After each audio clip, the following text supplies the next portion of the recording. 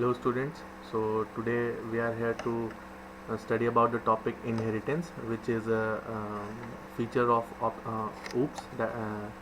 What is inheritance? सबसे पहले ये हम लोग देख लेते हैं. So the capability of a class to derive properties and characteristics from another class is called inheritance. So inheritance is the property and the characteristics. जो भी एक पेरेंट क्लास का कोई अगर सब क्लास और चाइल्ड क्लास अगर डिराइव करता है तो उस पूरे प्रोसेस को या उस प्रोसीजर को हम लोग इनहेरिटेंस बोलते हैं. Let's suppose that this is your grandfather, आपके दादा होंगे, and some properties of your grandfather must have been inherited by your father.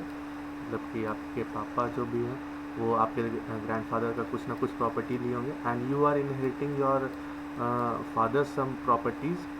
तो दिस इज़ यू. तो ये यहाँ पे क्या हो रहा है, यहाँ पे शेयरिंग ऑफ प्रॉपर्टी हो रहा है. मतलब कि कुछ मान लीजिए प्रॉपर्टीज़ होगा. प्रॉपर्टी यहाँ पे केस प्रॉपर्टी का मतलब ये नहीं है कि जो भी आपका मतलब घर है या ज़मीन है वो प्रॉपर्टीज़ नहीं है. Any properties, it states about any of the properties of. जैसे एक बस का क्या प्रॉपर्टी होता है, एक बर्ड का क्या प्रॉपर्टी होता है, और what is an property of an animal. तो किसी भी तरह का प्रॉपर्टी डील करता है. सो इस पर this is a multi level inheritance. तो टाइप्स ऑफ इनहेरिटेंस में we will study the multi level inheritance, but for now let us study only the what is inheritance and how it is been used. So this is a super class or parent class, we can also say it as parent class. And when a child class or sub class is sub मतलब के नीचे का class होता है, और a child class. तो whenever a child class or a sub class inherits some properties from the parent class और the base class, then it is known as inheritance. तो यहाँ पे दो तरह का क्लास होता है. We are having only two types of class, sub class and super class. So what is sub class? So the class that inherits properties from another class is called sub class और derived class. मतलब ये derive हुआ है या फिर ये property किससे ले रहा है, सुपर क्लास से ले रहा है, तो it is known as sub class और derived class. And what is super class? The class whose properties are inherited by some sub class is called base class और सुपर क्लास. तो कुछ properties जो इनहेरिट किससे हो रहा है, super class से हो रहा है. जो भी इनहेरिट हो रहा है तो that is known as base class और it is known as super class. So this is the basic definition of inheritance. So let us see why and when we use the inheritance. So consider a group of vehicle. You need to create classes for bus. यहाँ पे तीन class बनाना है, bus, car and truck. So we have created three class. First one is bus, then car and then truck. So the method, fuel amount, capacity and apply brake, these three are the methods. तो ये हर एक car में, truck में और बस में ये तीन कैपेसिटी तो होगा. सब में फ्यूल अमाउंट कुछ ना कुछ तो होगा अलग अलग. नेक्स्ट कैपेसिटी, उस बस में बैठने का कैपेसिटी या उस कार में बैठने का कैपेसिटी कितना वो. एंड अप्लाई ब्रेक्स, मतलब ब्रेक कैसे अप्लाई करते हैं उसका पूरा मैकेनिज्म जो है सभी कार, बस एंड ट्रक का अलग अलग होगा. So will be same for all the three classes. And if we create these classes avoiding inheritance, then we have to write all these functions in each of the three classes as shown in the figure. तो जब हम inheritance नहीं use कर रहे हैं तो हमको क्या करना पड़ रहा है, we are using fuel amount 3 times, मतलब 3 बार हम इसको डिक्लेयर कर रहे हैं, कैपेसिटी को 3 बार डिक्लेयर कर रहे हैं, एंड अप्लाई ब्रेक को भी हम 3 बार डिक्लेयर कर रहे हैं. तो ये क्या है, कोड रीयूजेबिलिटी नहीं हो रहा. मतलब एक ही कोड को हम रिपीटेडली 3 बार 4 बार, यहाँ पे 3 का एग्जांपल मैंने लिया, और अगर आप एग्जांपल 10 का लेते हैं so we have to use this 3 functions 10 times. So it is not very efficient use of the coding. So let us move to the inheritance. तो इनहेरिटेंस यूज़ करने के बाद हम इसके जो ड्रॉबैक है उसको कैसे ओवरकम करते हैं वो हम लोग देख लेते हैं. So you can clearly see that above processes result in duplication of same code 3 times. तो एक कोड का डुप्लीकेशन जो था वो 3 टाइम हो रहा था. So it increases the chances of error and data redundancy. मतलब एक ही डेटा को अगर हम बार बार रिपीट करें तो वो होता है data redundancy, and it creates the ये रिजल्ट किस पे करता था, जो भी एरर डिटेक्शन में ज़्यादा होता है. तो to avoid this type of situation inheritance is used और इनहेरिटेंस में क्या करते हैं, if you create a class vehicle, write these three functions in it and inherit the rest of the classes from the vehicle class, then we can simply avoid the duplication of data and increase reusability. So what we have to do, we have to increase the reusability and remove the data duplication. So यहाँ पे let us see that we are defining only one class, that is class vehicle. A vehicle में every vehicle has a fuel amount, capacity and apply brake.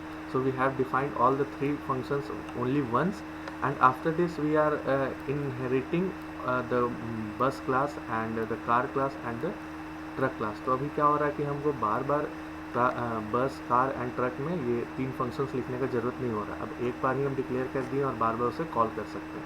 मतलब ये कैसे हो रहा है, ये इनहेरिटेंस के थ्रू हो रहा है. तो ये सुपर क्लास हो गया. The vehicle is the super class और द बेस क्लास. तो it is having some properties. These three are the properties of the super class, and the properties are been inherited by the subclass or the base derived class. So these are the derived class.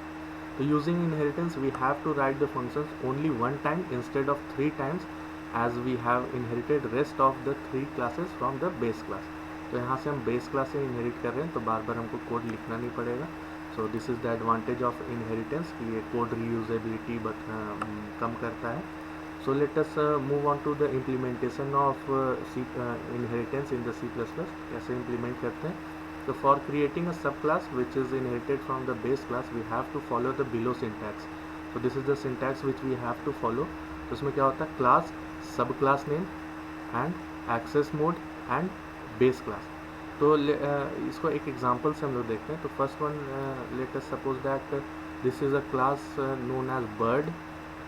ठीक है. and there are multiple derived class. तो